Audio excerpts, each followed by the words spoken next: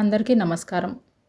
ప్రశాంతి అనాథ శరణాలయం తెల్లటి గేటు మీద సూర్యకిరణాల కాంతి దగదగా మెరుస్తుంది. అంతకంటే మెరుస్తున్న నల్లటి పెద్ద కారు ఒకటి తెరిచి ఉన్న గేట్లో నుంచి దూసుకొని వచ్చింది. బాటకి ఇరువైపులా ఉన్న రకరకాల సైజు మొక్కలలాగే రకరకాల సైజుల్లో పిల్లలు నిలబడి చేతులు జోడించారు. కారు తిన్నగా పోర్టికోలోకి వచ్చి ఆగింది. మేనేజర్ కారు దిగి నల్లటి ఉలెన్ ప్యాంట్, తెల్లని జోధ్పూర్ కోటుతో, చేతి కర్రతో హుందాగా ఉన్న మాజీ జమీందార్ గారు రంగారావు గారు. ఆ వెనకే ఖరీదైన దుస్తులతో ఆధునికంగా తయారైన మెరుపు తీగలాంటి శ్యామలాదేవి దిగారు. అక్కడ చేరిన గుమస్తాలు, పిల్లలు, నౌకర్లు పెట్టిన నమస్కారాలు అందుకుంటూ మేనేజర్ నడుచుకుంటూ అనాథ శరణాలయం అంతా తిరిగి చూశారు. పిల్లల గదులు, వంటశాల, భోజనశాలలు, ప్రార్థనా మందిరం, గార్డెన్ అంతా తిరుగుతూ చేయవలసిన మార్పుల గురించి మేనేజర్ చెబుతున్న వాటికి తల ఊపుతూ అన్నీ తిరగటం పూర్తయ్యాక విశాలమైన చోట గార్డెన్లో ఏర్పాటు చేసిన సభలో కూర్చున్నారు. వెంట తెచ్చిన బట్టలు, పళ్ళు, మిఠాయిలు పిల్లలందరికీ శ్యామలాదేవి పంచిచ్చింది.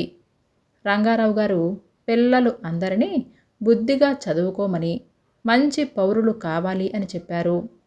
తర్వాత మేనేజర్ ఆఫీస్ రూంలోకి వెళ్ళి జమా ఖర్చులు, ఆదాయాలు, ఇతర లెక్కలు తనిఖీ చేయటంలో మునిగిపోయారు. ఆ పరిశీలన ఇప్పుడే అవ్వదని, అలాంటి అవకాశం కోసమే ఎదురు చూస్తున్న శ్యామలాదేవి నెమ్మదిగా శరణాలయం లోపల గదిలోకి వెళ్ళింది. ఆమె వెంట ఆయా పున్నమ్మ కూడా నడిచింది. పున్నమ్మ, బాగున్నావా అని నడుస్తూ నెమ్మదిగా అడిగింది శ్యామల. ఏదోనమ్మా, ఇలా పడున్నాను. పసివాళ్లను చూస్తూ వాళ్ళతో ఆడుతూ పాడుతూ ఉంటే రోజులు దొర్లిపోతున్నాయి. నిమిషం ఆగి శ్యామల వంక ఆప్యాయంగా చూసి, అమ్మా, మిమ్మల్ని చూస్తే నాకెంత సంతోషంగా ఉందో తెలుసా? నా చేతిలో ఎక్కడే పెరిగారు. మీరీనాడు ఇంత ఉన్నత స్థాయిలో ఉన్నారంటే ఎంత అదృష్టవంతురారిని తల్లి. ఎంతమందికుంటుంది ఇలాంటి అదృష్టం అని అంది. శ్యామల ముఖంలోకి ఒక్కసారిగా రక్తం పొంగి సిగ్గుపడింది. అవును పున్నమ్మ, తలచుకుంటే అంతా ఆశ్చర్యంగా ఉంటుంది. నేనెక్కడా? జమీందారు గారు ఎక్కడా? అనాథగా పెరిగిన చోటుకే ఈనాడు యజమానురాలులాగా వచ్చానంటే అదంతా జమీందారు గారి పుణ్యమే. అవునమ్మా, ధర్మ ప్రభువులు అని అంటూ నర్సరీ లోపలికి దారితీసింది పున్నమ్మ. నడక వచ్చిన పిల్లలు కొందరు అటూ ఇటూ నడుస్తున్నారు. మరికొంతమంది చిన్నపిల్లలు నిద్రపోతున్నారు. రకరకాల వయసులతో నెలల పిల్లల నుంచి 4-5 ఏళ్ల దాకా అక్కడున్నారు. అలా వరుసగా చూసుకుంటూ వెళ్ళి ఒక బేబీ కాట్ దగ్గర ఆగిపోయింది శ్యామల.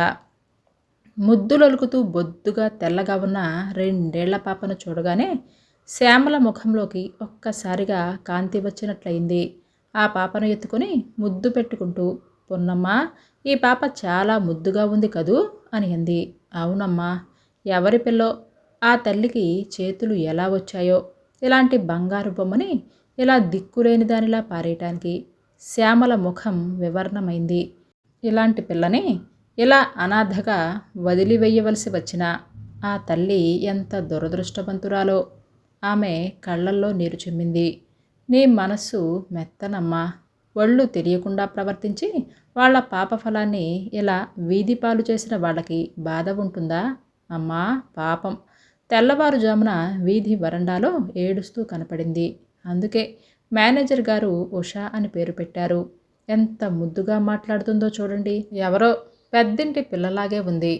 పాపిష్టి వాళ్ళు చేసిన పనికి శిక్షని అనుభవిస్తుంది. శ్యామల ఇక ఆ మాటలు వినలేకపోయింది. ఆ మాటలు ఆమెలో సూటిగా గుచ్చుకుంటున్నాయి. పిల్లను పున్నమ్మకిచ్చి భారంగా ముందుకు నడిచింది. ప్రశాంతి అనాథ శరణాలయం రంగారావు గారి తాతగారి కాలంలో ఆయన భార్య పేరు మీద కట్టించారు. అప్పట్లో కేవలం దిక్కులేని పిల్లలకు ఆశ్రయం కల్పించేదిగా మాత్రమే ఉండేది. తర్వాత రంగారావు గారి తండ్రి గారి హయాంలో ఇంకా ఎక్కువగా వసతులు, సదుపాయాలు సమకూర్చారు. ఉచితంగా మెట్రిక్ వరకు చదివించి తరువాత వాళ్లకో దారి అంటూ ఏర్పడేదాకా అక్కడే ఉండేటట్లు ఏర్పాట్లు చేశారు ఆయన. కాలక్రమేణా జమీందారులు పోయి జమీందారులకే భరణాలు ఏర్పడ్డాయి. వారితో పాటు వారి అనాథ శరణాలయానికి కూడా కొంత ముట్ట చెప్పేది ప్రభుత్వం.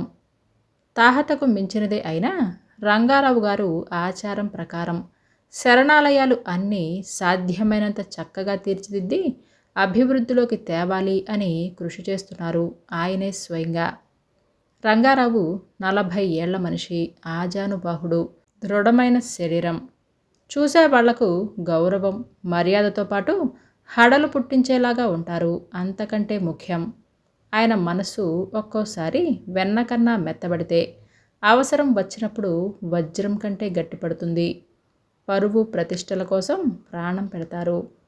ఆయన మొదటి భార్య కూడా ఓ జమీందారి కూతురే. 2 సంవత్సరాల క్రితం తన కొడుకు జమీందారు గారి తమ్ముడు నారాయణరావు గారితో పాటు ఘోరమైన కారు ప్రమాదంలో చనిపోయింది. రంగారావు గారి తల్లి ఆ ఘోర వార్త విని స్పృహ తప్పి ఇక ఆ తర్వాత మళ్ళీ కోలుకోలేక రోగంతో మంచమెక్కింది.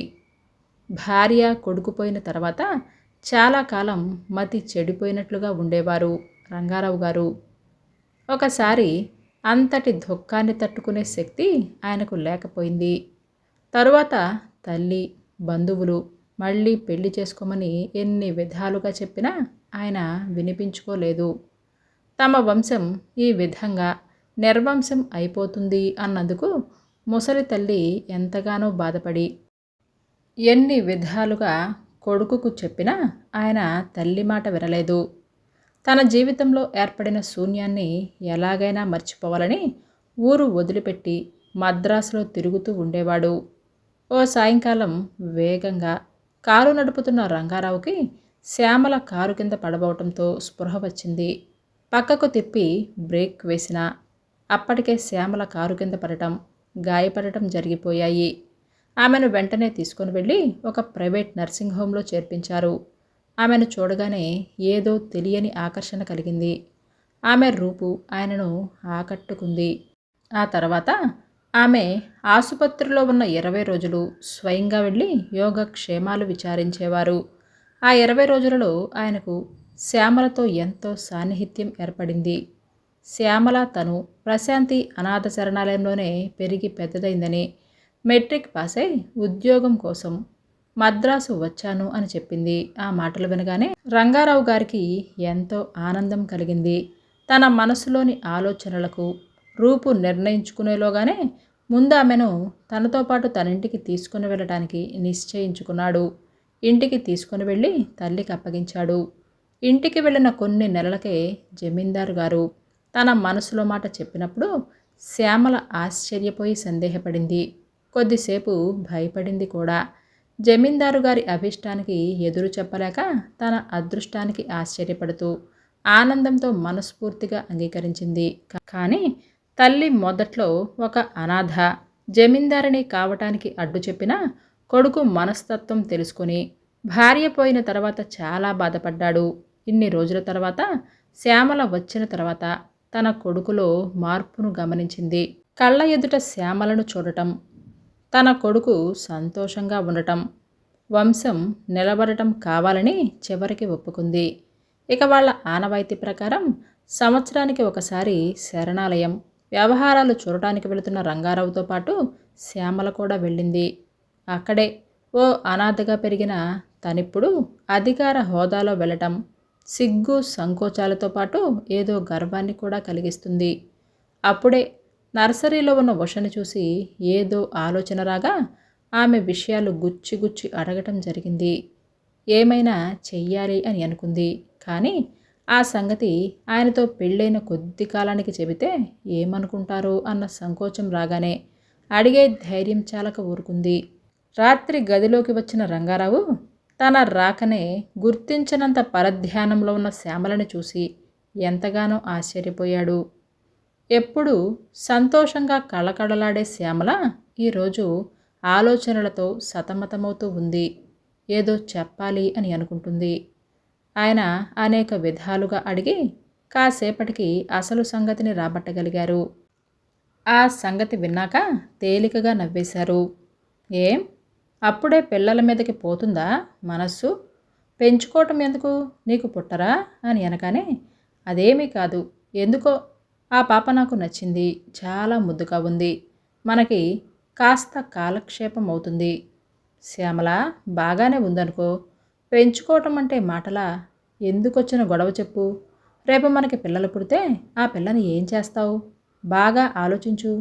అనవసరంగా సమస్యలు నెత్తికి తెచ్చుకోవటం ఎందుకు అని అనగానే, ఇందులో ఆలోచించడానికి ఏముంది? పిల్లలు పుడితే ఆ పిల్లలతో పాటే పెరగకూడదా? ఆ ఒక్క పిల్ల మనకి బరువవుతుందా? ఇంట్లో ఎంతమంది ఉండగా? సరే, నీకంత ముచ్చటగా ఉంటే నాకేమీ అభ్యంతరం లేదు కానీ, అయినా అంతమంది ఉండగా ఆ పాప మీదనే నీకెందుకు అంత మక్కువ? శ్యామల ముఖం ఒక్కసారిగా పారిపోయినట్లుగా తెల్లపడింది. గొంతు తడబడి వణికింది. చెప్పానుగా, అందరికంటే ఆ పిల్ల ముద్దొస్తుందని. ఎందుకో అంత చక్కటి పాప అలా అనాథగా పెరుగుతుంటే నాకేమిటో కష్టంగా ఉంది. శ్యామల వైపు ఒక్క క్షణం నిశితంగా చూశారు రంగారావు. ఆమె మంచి మనసును మెచ్చుకుంటున్నట్లుగా ప్రేమగా నవ్వి, నీ ఇష్టం కాదంటానా? అలాగే, రేపు వెళ్ళి ఉషను తీసుకొని వద్దాము అని అన్నాడు. ఇక శ్యామలకు బాగా కాలక్షేపం జరుగుతుంది. ఆమె ఆటపాటలతో, ముస్తాబు చేయటం, బొమ్మలతో ఆడుకోవటం వగైరాలతో తీరిక దొరకని కాలక్షేపం దొరికింది. మొదట 2-3 రోజులు కొత్తగా ఉన్నా క్రమంగా శ్యామల ప్రేమాభిమానాలతో శ్యామలకు చేరువైన ఉష అమ్మా అని పిలిచేది. రంగారావు కూడా ఉషను చూసి ఎంతో ముచ్చటపడ్డారు. ఆ పిల్ల ముఖంలో కళను చూసి ఆశ్చర్యపోయారు. చాలా రోజుల తర్వాత ఇంట్లో పసిపిల్ల ఆటలు ఆయనను ఎంతగానో సంతోషపరిచాయి. ఉషను చూస్తుంటే ఆయనకు ఏదో అనుభూతి కలిగి మనసులో ఏదో అనుబంధం ఏర్పడింది. ఆ రోజు అనుకోకుండా ఊరు నుంచి వచ్చిన రంగారావు గారికి డ్రాయింగ్ రూమ్లో నుంచి గట్టిగా మాటలు వినపడ్డాయి. అందులో ఒక గొంతు ఒక అపరిచిత పురుష కంఠం, రెండవది శ్యామల కంఠం. అసలు నిజం జమీందారు గారికి తెలిస్తే మీ ఇద్దరి గతి, పాప భవిష్యత్తు ఏమవుతుందో తెలుసా? మర్యాదగా నేను అడిగింది ఇచ్చేస్తే ఈ రహస్యం బయటకు పొక్కదు. ఇప్పటికే 2 సార్లు డబ్బిచ్చాను. ఇలా ఇస్తుంటే నువ్వు మళ్ళీ రాకుండా ఉంటావని నమ్మకం ఏమిటి? ఇక రాను, మాటిస్తున్నాను. నువ్వింత దుర్మార్గుడివి అని నేను అనుకోలేదు. నన్నెందుకిలా పీడిస్తున్నావు? నీకు నేను ఏం అపకారం చేశాను? పాప మీద నీకెందుకంత పగ? ఆ మాటలు వింటూనే లోపలికి అడుగుపెట్టారు రంగారావు. ఆయనను అలా అనుకోకుండా హఠాత్తుగా చూసిన ఇద్దరూ ఆశ్చర్యపోయారు. శ్యామల ముఖం వివర్ణమైంది. ముఖం చేతిలో దాచుకుంది. ఏమిటిది? ఏమిటా రహస్యం? అని చాలా ప్రశాంతంగా అడిగారు. అతను శ్యామల వంక, ఆయన వంక చూసి చెప్పటానికి తటపటాయించి పారిపోబోయాడు. అడుగు కదిపావంటే నరికేస్తాను. ఆ రహస్యం ఏమిటో చెప్పు. జమీందారు గారు గుమ్మానికి అడ్డంగా నిలబడి గంభీరంగా అడిగారు. ఉష అనాథ కాదు, ఆవిడకు తెలుసు. కాబట్టి ఆమెనే అడగండి, చెబుతుంది అని అంటూ ఆయన పక్క నుంచే దూసుకుపోయాడు. ఆయన ఈ వార్త విని తిరిగి చూసేసరికి హాల్లో ఎవరూ లేరు. రాబోయే తుఫాను ఊహించి శ్యామల సాయంకాలం వరకు భర్త నుంచి ముఖం చాటు చేసుకొని తిరిగింది. ఆయన కోపం వస్తే తను తట్టుకొని నిలబడటం కష్టం. ఆ రోజు రాత్రి బాగా పొద్దుపోయాక ఆయన పడుకున్నారు అనే నమ్మకంతో గదిలోకి ప్రవేశించింది శ్యామల. గదంతా చీకటిగా ఉంది. మెల్లగా నడిచి మంచం మీదకు చేరేలోపే లైట్ వెలిగింది. ఆమె బెత్తరపోయింది. నీకోసమే ఎదురు చూస్తున్నాను. ఇంత ఆలస్యం చేశావేమిటి? ఆయన గొంతు చాలా ప్రశాంతంగా ఉంది. సోఫాలో కూర్చొని ఉన్నారు. ఉషను పడుకోబెడుతున్నాను. రా, ఇలా వచ్చి కూర్చో అని సోఫాలో జరిగి చోటిచ్చాడాయన. ఆమె ఊహించని కోపావేశాలకు ఈ శాంతం సౌమ్యత ఆమెను ఇంకా ఎక్కువగా కాల్చేస్తున్నాయి. బెదురుగా ఒక వారగా ఒదిగి కూర్చుంది. నువ్వు అందమైన దానివి, తెలివైన దానివి అన్న సంగతి తప్పించి నీ గురించి కానీ, నీ పుట్టు పూర్వోత్తరాల గురించి కానీ నాకేమీ తెలియదు. తెలుసుకోవాలని నేను ప్రయత్నమూ చేయలేదు. అయినా నీ మీద నమ్మకం ఉంచి నిన్ను పెళ్లి చేసుకున్నాను.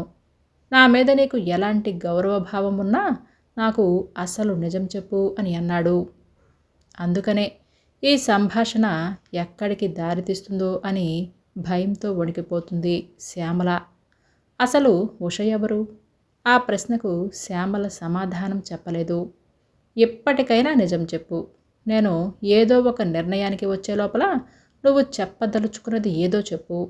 ఆ తరువాత విచారించిన ఎటువంటి ప్రయోజనము ఉండదు. ఆ మాటలు వినగానే శ్యామల కళ్ళలో నీళ్లు తిరిగాయి. వెంటనే తల వంచుకుంది. ఉష ఎవరు? నీకు తెలుసు అన్న సంగతి నాకు అర్థం అవుతూనే ఉంది. మధ్యాహ్నం జరిగింది చూశాక విన్నాక ఏ మాత్రం బుద్ధి ఉన్నవాడికైనా ఇంచుమించు కథ మొత్తం అర్థమవుతుంది. నేను వినకోరేది ఒక్కటే, అది ఎవరికి పుట్టిందని. శ్యామల ఒక్కసారి తలెత్తి చురుగ్గా చూసింది. కళ్ళు నీటి పొరలతో మెరిశాయి. మీరు ఊహించినది సరికాదు. మీరు పొరపాటు పడుతున్నారు. పొరపాటు ఇప్పుడు పడటమేమిటి? నిన్ను పెళ్ళాడినప్పుడే పొరపాటు పడ్డాను. నీ అందాన్ని, మాటలను చూసి మోసపోయాను. మట్టిలో అణిగిపోయిన వజ్రానివి అని అనుకున్నాను. కానీ నిజరూపం బొగ్గు అని మరచిపోవటం పొరపాటు కాదు. కానీ అయిపోయిన దానికి బాధపడే మనిషిని కాను నేను. పరిస్థితి క్రమంగా మారుతుంది. రంగారావు గొంతు కఠినంగా మారిపోయింది. మీరు నన్ను అర్థం చేసుకోండి. ఇందులో నన్ను శంకించడానికి ఏమీ లేదు. నేనే పాపము ఎరుగను. నా మాట నమ్మండి. ఉషా ఎవరు? రోడ్ల వెంట తిరిగే ఆ రౌడీ కూతురేనా? ఈ రహస్యం దాచటానికి ఇంతవరకు వాడికి ఎంత డబ్బు తగిలేశావు? ఎవరో చెప్పలేను. దయచేసి ఆ సంగతి మాత్రం అడగకండి. నేను చెప్పలేను. మీ నుంచి దాచాలని కాదు, కానీ చెప్పగల శక్తి నాకు లేదు. నిజం చెబుతున్నాను. ఉషకి వాస్తవంగా తల్లి తండ్రి ఇద్దరూ లేరు. అతడెవరో నాకు అసలే తెలీదు. ఉష మన ఇంటికి వచ్చిందాక వాడెవడో తెలియకుండానే 2 సార్లు డబ్బిచ్చావన్నమాట. శ్యామల, ఇంకా ఎందుకు నన్ను నమ్మించాలి అని చూస్తావు అని అనగానే, దయచేసి నన్ను అర్థం చేసుకోండి. మీరేమీ తొందరపడవద్దు. దైవ సాక్షిగా చెబుతున్నాను. అతనికి నాకు ఎటువంటి సంబంధమూ లేదు. అయితే ఉష ఎవరో చెప్పు. శ్యామల మౌనంగా తలదించుకుంది. సరే, ఇక మాట్లాడవలసింది ఏమీ లేదు అని అన్నట్లుగా రంగారావు గారు లైట్లు ఆర్పి మంచం మీద పడుకున్నారు. మరుసటి రోజు శ్యామల లేచేసరికి ఆయన లేవలేదు. 1 గంట పోయాక మళ్ళీ వచ్చేసరికి బట్టలు వేసుకొని ప్రయాణానికి సిద్ధమవుతున్నారు. భయంగా, ఇంత అకస్మాత్తుగా ఎక్కడికి ప్రయాణం అని అనగానే రంగారావు ఏమీ మాట్లాడలేదు. ఆయన చూపులలో నిశ్చలత, ఒక విధమైన స్థిరత్వం చూసి శ్యామలకు సగం అర్థమైంది. శ్యామల, రంగారావు గొంతు దృఢంగా వినపడింది. నిన్న ఈ సంఘటన జరిగినప్పుడు నుంచి నేను ఒక్క విషయమే ఆలోచిస్తున్నాను. ఈ అవమానానికి పరిష్కారం ఏమిటా అని. ఇది నా ఒక్కడికే కాదు, మొత్తం ఈ వంశానికే ఘోర అవమానం. ఇంత జరిగాక మనిద్దరి మధ్య ఇక పాత భావాలకు చోటుండదు. అలా అని నిన్ను బయటికి పంపి నా పరువు ప్రతిష్టలకు భంగం కలిగించుకోను. ఈ నిజం బయటపడ్డాక ఇంకొకరు ఎవరన్నా అయితే ఏం చేసి ఉండేవారు. అయినా నిన్నెంత అభిమానించిన ఈ చేతులతో ఆ పని చేయలేకపోతున్నాను. రాత్రంతా ఆలోచించిన తర్వాత నాకంతకంటే వేరే దారి ఏమీ కనపడలేదు. మనిద్దరిలో ఎవరో ఒకరే మిగిలి ఉండటం మంచిది అని నిర్ణయించాను. నేను తిరిగొచ్చేసరికి ఈ ఇంట్లో ఇదివరకటి శ్మశాన శాంతి కనిపించాలి. 2 రోజుల్లోగా నాకు టెలిగ్రామ్ అందకపోతే, ఒకవేళ నువ్వు మొండికేస్తే సరే, నువ్విక నన్ను చూడలేవు అంటూనే వెనక్కి తిరిగి గబగబా అడుగులు వేస్తున్న రంగారావు కాళ్లకు అడ్డుపడింది శ్యామల. నేను నిజం చెబుతాను, ఒక్క క్షణం వినండి.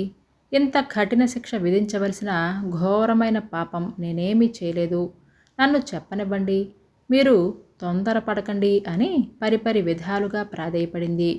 ఆ అవకాశం నిన్న రాత్రే నీకిచ్చాను. ఇప్పుడు ఇక కట్టుకథలు వినటానికి నాకు ఓపిక లేదు. ఆమెను తప్పించుకొని వెళ్ళి కారులో కూర్చున్నారు రంగారావు. వెంటపడిన శ్యామల ముఖాన ఎంత దుమ్ము కొట్టి పరిగెత్తింది ఆ కారు. మద్రాసు చేరిన 2వ రోజున ఆవేదనగా ఆత్రంగా ఎదురు చూస్తున్న రంగారావుకి ఓ రిజిస్టర్ పార్సిల్ అందింది. తొందరగా విప్పి చూశాడు. అందులో ఒక డైరీ, పేజీల మధ్య ఉత్తరం దాగి ఉంది. ముందుగా ఉత్తరాన్ని విప్పి చదవటం మొదలుపెట్టాడు. పూజ్యులైన జమీందారు గారికి నేను మనసారా ప్రేమించి గౌరవించిన భర్తగా చనువుగా పిలుచుకోవటానికి అధికారం లేదు కాబట్టి ఇలా పిలుస్తున్నందుకు ఏమీ అనుకోకండి. టెలిగ్రామ్ కోసం ఎదురు చూస్తున్న మీకు ఎంత పెద్ద ఉత్తరం చికాకు కలిగిస్తుందేమో. త్వరగా ముగిస్తానులేండి. చిన్నప్పటి నుంచి, అసలు పుట్టక ముందు నుంచి నేను దౌర్భాగ్యురాలినే. అందుకే ఇలా దిక్కుమొక్కు లేకుండా, అనాథగా అనామకురాలుగా, ఏ ఆశలు కోరికలు లేకుండా గడ్డి పువ్వులా పెరిగాను. నా అదృష్టమో దురదృష్టమో మీరు నన్ను అపూర్వంగా ఎంచి ఆదరించారు. ఎప్పటి పుణ్యమో మీ అంతటి పరువు ప్రతిష్టలు కలిగిన ధనవంతుల ఇంట అడుగుపెట్టి మీలాంటి వారిని భర్తగా చేపట్టగలిగాను. అది నా అదృష్టమని మురిసిపోయి పొంగుతున్న నా పొంగు ఎన్నాళ్ళో కాకుండానే చల్లారిపోయింది. నడమంత్రపు సిరిలాగా మధ్యలోనే వచ్చిన అదృష్టం మధ్యలోనే మట్టిలో కలిసిపోయింది. మీరడిగినప్పుడు నేను నిజం చెప్పలేకపోయాను. నా నోరు ఎందుకు మోగపోయింది? నేను ఎందుకు చెప్పలేకపోయింది? అసలు సంగతి ఏమైంది? మీతో వివరంగా చెప్పుకునే లోపల నేను ఈ లోకం నుంచి శాశ్వతంగా నిష్క్రమించాలి అని మీరు నిర్ణయించారు. అంతకు మించి వేరే గత్యంతరం లేకుండా చేశారు. మీరింత తొందరగా ఇంత కఠిన నిర్ణయానికి రాగలరని ఊహించలేకపోయాను. నిజాన్ని దాచి మీ శిక్షకు పాత్రురాలయ్యాను. నాపై నిజంగా పూర్తి నమ్మకం, నేనంటే ప్రేమ అభిమానాలు ఉంటే ఇంత తొందరపడి ఉండేవారు కాదేమో. అవి లేకపోయాక ఇక ఈ పై బంధాల కోసం ఆశపడి నేను బతకటం మంచిది కాదు. నాకు ఇష్టం లేదు కాబట్టి సెలవు పుచ్చుకుంటున్నాను. బహుశా ఇక కొద్ది గంటల్లో ఇక్కడ ఎవరో ఒకరు మీకు టెలిగ్రామ్ ఇస్తారు. మీరు వచ్చేదాకా బహుశా అంత్యక్రియలు చేయరేమో. ఈ నా శరీరాన్ని ఆఖరిసారి చూడక తప్పదు మీకు. ఏమిటి సోది అని విసుక్కుంటున్నారా? లేక అంతా అయిపోయింది కాబట్టి అయ్యో పాపం అని జాలిపడుతున్నారా? మీ మనస్సు కరిగించాలి అనే కోరిక నాకు లేదు. నా శీలం గురించి మీరు తెలియపరిచిన అనుమానం విన్నాక నన్ను నిలువున కాల్చేసిన ఆత్మాభిమానం నా నిష్కలంకతను నిరూపించుకోమని ప్రోత్సహిస్తుంది. అంతకు మించి నాకిక ఏ ఉద్దేశమూ లేదు. మీ తమ్ముడు నారాయణరావు మద్రాసులో చదివే రోజుల్లో అతని క్లాస్మేట్ ఒక తక్కువ కులం అమ్మాయితో ప్రేమలో పడ్డారు. కులానికి ధనానికి పేద అయినా గుణానికి అందచందాలకు ఏ పెద్ద కుటుంబాలకు తీసిపోదు ఆమె. మీరు వంశపరువు ప్రతిష్టలకు ఎంత ప్రాముఖ్యత ఇస్తారో తెలిసిన మీ తమ్ముడు మీతో ఆ ప్రేమ వ్యవహారం చెప్పే సాహసం చేయలేకపోయాడు. వాళ్ళ ప్రేమ ఫలం ఉష. ఉషని ఆసుపత్రిలో కనిన వెంటనే ఆమె తల్లి చనిపోయింది. పెళ్లి కాకుండా నా కూతురు అని ప్రకటించుకోవటానికి, మీతో చెప్పటానికి మీ తమ్ముడికి ధైర్యం లేకపోయింది. ఉషకి ఒక ఆయాని ఏర్పాటు చేశారు డబ్బిచ్చి పెంచమని. కానీ అలా ఆ ఆయా మీద భారాన్ని వదిలి ఉండటానికి మనస్సు ఒప్పుకోలేదు అతనికి. ఆఖరికి ఒకసారి సెలవులకు వచ్చినప్పుడు మీ అమ్మగారికి రహస్యం చెప్పి ఇద్దరు ఒక నిర్ణయానికి వచ్చారు. ఆ పిల్లని ఇక్కడ అనాథ శరణాలయంలో ముందుగా చేరిస్తే ఆ తర్వాత నెమ్మదిగా ఏదో ఒక కారణంతో ఇంటికి చేర్చవచ్చని వాళ్ళ ఉద్దేశం. దానికోసం ఆ ఆయా భర్తకి కొంత డబ్బిచ్చి రహస్యంగా శరణాలయం మెట్ల మీద ఓ తెల్లవారుజామున వదిలిపెట్టారు. వాళ్ళ ఆలోచనలు ఒక రూపుకు వచ్చి నెరవేరే లోపులోనే దురదృష్టవశాత్తు మీ తమ్ముడు కారు ప్రమాదంలో మరణించారు. మీ తల్లిగారు చిన్న కొడుకు మీద మమకారంతో మీ దృష్టిలో అతను దిగజారటం ఇష్టం లేక ఈ విషయం రహస్యంగానే ఉంచారు.